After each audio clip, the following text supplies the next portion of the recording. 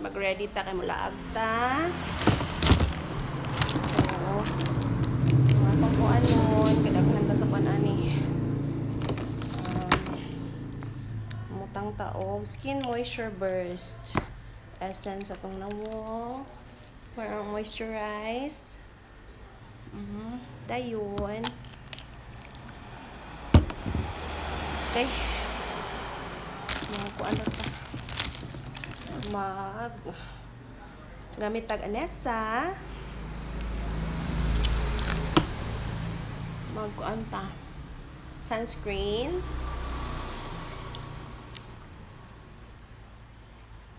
Sunscreen naman ko ganiya. Ako lang kuan lang sa pawan. Dayon, mga anta. Dili ko mang foundation today. Mga anta. Kasa naman to kong eyebrow. Wow. Eyebrow na ko from Brow It Forever. Forever eyebrow.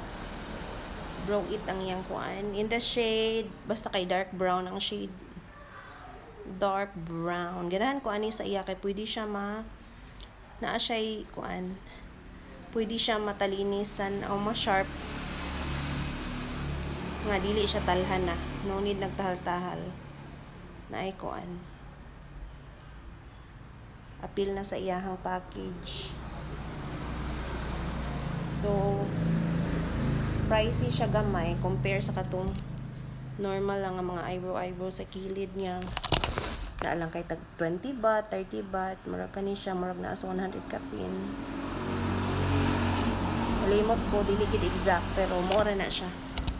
So ana ra na ang kilay na to. Tapos paghuman ikuan sa nako, stop sa nako.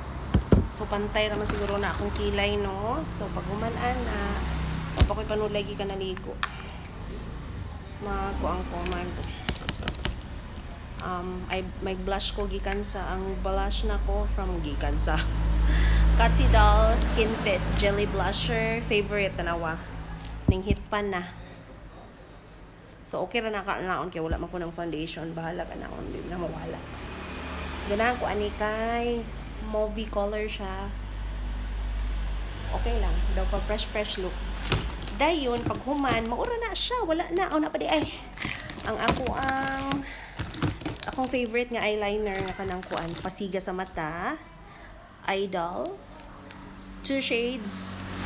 Ang isa, sa underline, kuan ako.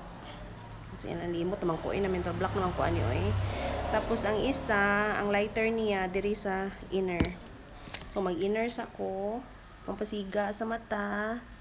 Iniran lang nako na wala na ko ikuan. Wala na ko kanang eyeshadow. Diretso na siya o tanawa pati sigaha sa mata biba ako ra na i-blend karon. Tapos kani nga lahi na pud nga shade kay darker man siya pang pakuan lang. Pasiga sa mata. Tapos i-blend gamay nato. Kaya nagkarampat tapod siya. Blend gamay. Kaya nagkarampat siya. Okay. And then murag lain man wala anong butang ano siguro ko. Eyeshadow lang siguro ko gamay. Gikan sa Natasha Denona single na hitpan lang gihapon ako ni Nahitpan na kay favorite gihapon ako ni nga shade ning glittery. Magkuan lang ko. Kanilang pinaka lighter color. Ako lang ibutang diri ka gamay. Kaya mura maglain og kanang wala lang siya.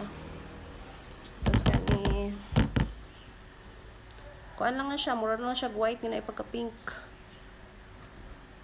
Na lang no need na magdaghan kay fresh man ta. Kaning mga diili gwapa. Mag-practice ta og kuan, practice ta og kanang tintal sa tong nawong kay para pud gupa-gupa ta gamay. Dayon ang atong kuan. Dili kay ko na namang lipstick karon, ang ako ang ginagamit. Lip tint na siya, Jolly Sweet mo ni akong favorite, ikatulo na ni kay nakahurot na kog duha. So mura gyud ni akong ginabalik-balikan sa tanang shade. Mura gyud ni siya kay maka-ala Tony Fowler man ni nga style ang shade niya. Kay dark cherry siya. Red siya tanawon sa kuan sa camera pero cherry siya.